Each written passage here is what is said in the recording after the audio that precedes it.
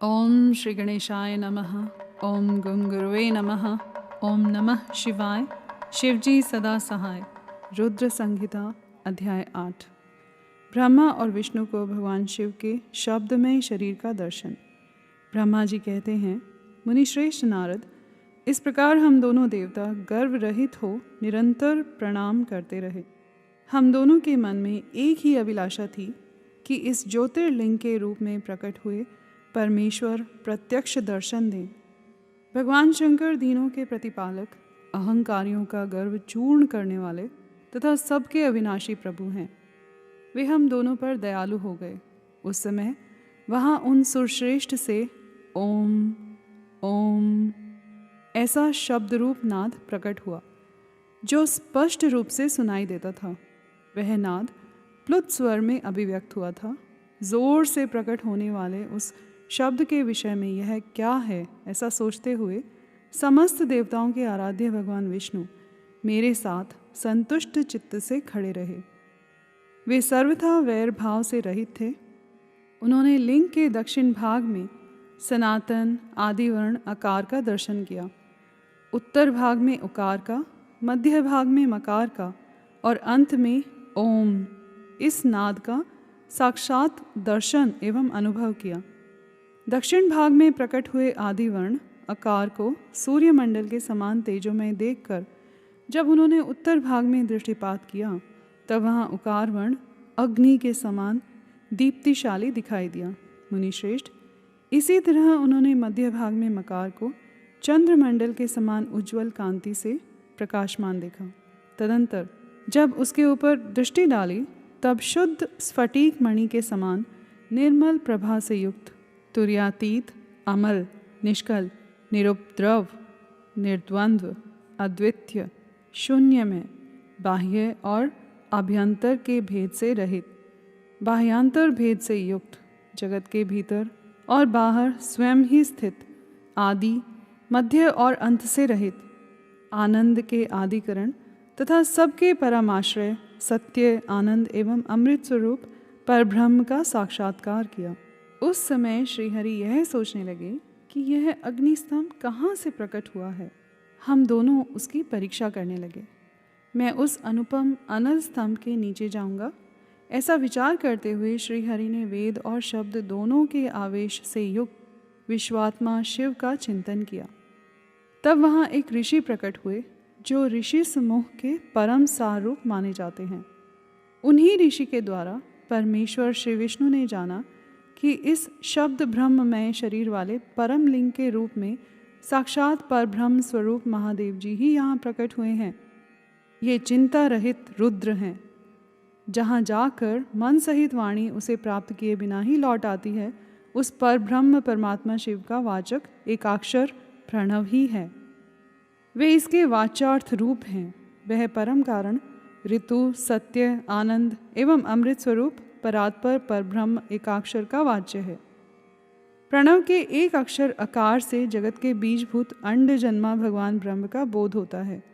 उसके दूसरे एक अक्षर उकार से परम कारण रूप श्री हरि का बोध होता है और तीसरे एक अक्षर मकार से भगवान नील लोहित शिव का ज्ञान होता है। अकार सृष्टि करता है, उकार मोह में डालने वाला है और मकार नित्य अनुग्रह करने वाला है। मकार बोध्य सर्वव्यापी शिव बीजी हैं और अकार संज्ञक मुझ ब्रह्मा को बीज कहते हैं। उकार नामधारी श्रीहरि योनि हैं। प्रधान और पुरुष के भी ईश्वर जो महेश्वर हैं, वे बीजी, बीज और योनि भी हैं। उन्हीं को नाद कहा गया है। उनके भीतर सबका समावेश है। बीजी अपनी इच्छा से ही अपने बीज को अनेक रूपों में विभक्त करके स्थित हैं। इन बीजी भगवान महेश्वर के लिंग से आकार रूप बीज प्रकट हुआ जो उकार रूप योनि में स्थापित होकर सब ओर बढ़ने लगा। वह सुवर्ण में अंड के रूप में ही बताने योग्य था। उसका और कोई विशेष लक्षण नहीं लक्षित होता था। वह दिव्य अंड अनेक वर्षों तक जल में ही स्थित रहा। तदंतर 1000 वर्ष के बाद उस अंड के 2 टुकड़े हो गए। जल में स्थित हुआ वह अंड अजन्मा ब्रह्मा जी की उत्पत्ति का स्थान था और साक्षात महेश्वर के आघात से ही फूटकर 2 भागों में बट गया था।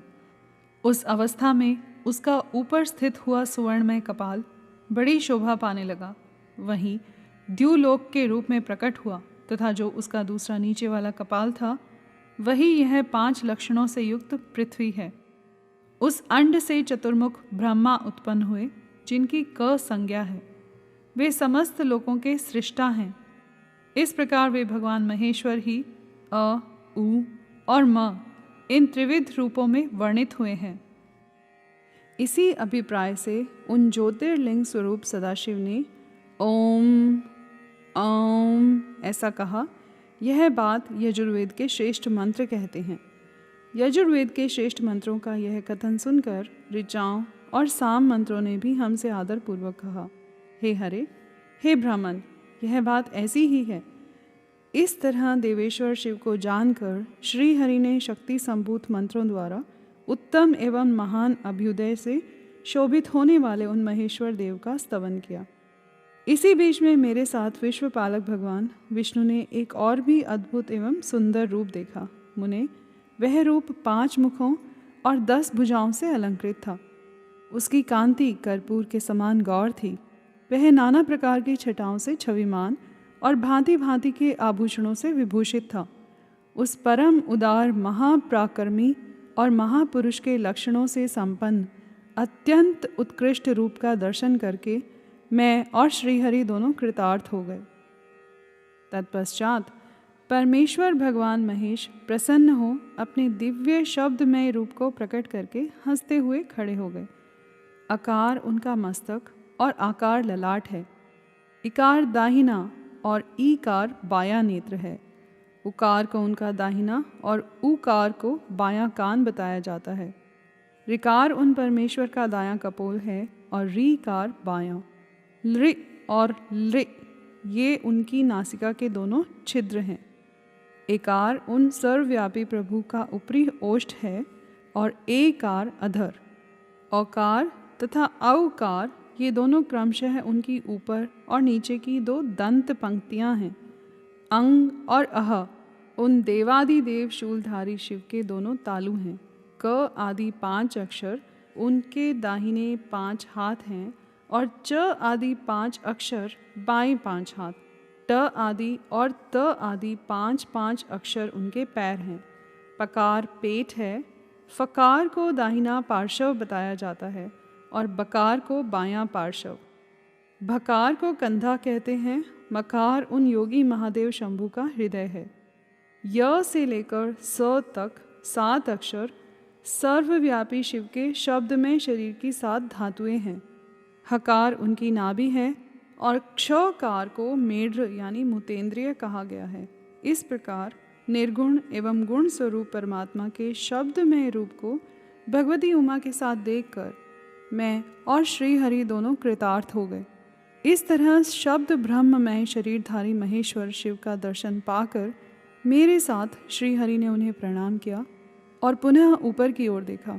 उस समय उन्हें 5 कलाओं से युक्त ओमकार जनित मंत्र का साक्षात्कार हुआ।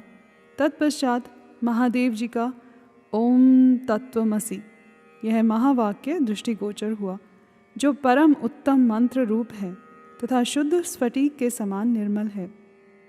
फिर संपूर्ण धर्म और अर्थ का साधक तथा बुद्धि स्वरूप गायत्री नामक दूसरा महान मंत्र लक्षित हुआ, जिसमें 24 अक्षर हैं तथा जो चारों पुरुषार्थ रूपी फल देने वाला है। तत्पश्चात मृत्युंजय मंत्र, फिर पंचाक्षर मंत्र तथा दक्षिणामूर्ति संज्ञक चिंतामणि मंत्र का साक्षात्कार हुआ। इस प्रकार 5 मंत्रों की उपलब्धि करके भगवान श्री हरि उनका जप करने लगे। तदंतर ऋक्, यजु और साम ये जिनके रूप हैं, जो ईशों के मुकुटमणि ईशान हैं, जो पुरातन पुरुष हैं, जिनका हृदय अघोर अर्थात सौम्य है, जो हृदय को प्रिय लगने वाले सर्वगुह्य सदाशिव हैं, जिनके चरण वाम परम सुंदर हैं, जो महान देवता हैं और महान सर्पराज को आभूषण के रूप में धारण करते हैं, जिनके सभी ओर पैर और सभी ओर नेत्र हैं, जो मुझ ब्रह्मा के भी अधिपति, कल्याणकारी तथा सृष्टि पालन एवं संहार करने वाले हैं, उन वरदायक सांब शिव को मेरे साथ भगवान विष्णु ने प्रिय वचनों द्वारा संतुष्ट चित्त से स्तवन किया। यहाँ पर अध्याय 8 समाप्त हुआ। कर्पूर गौरम करुणावतारम संसार सारम भुजगेंद्रहारम सदा वसंतम हृदयारविंदे भवम भवानी सहितम नमामि।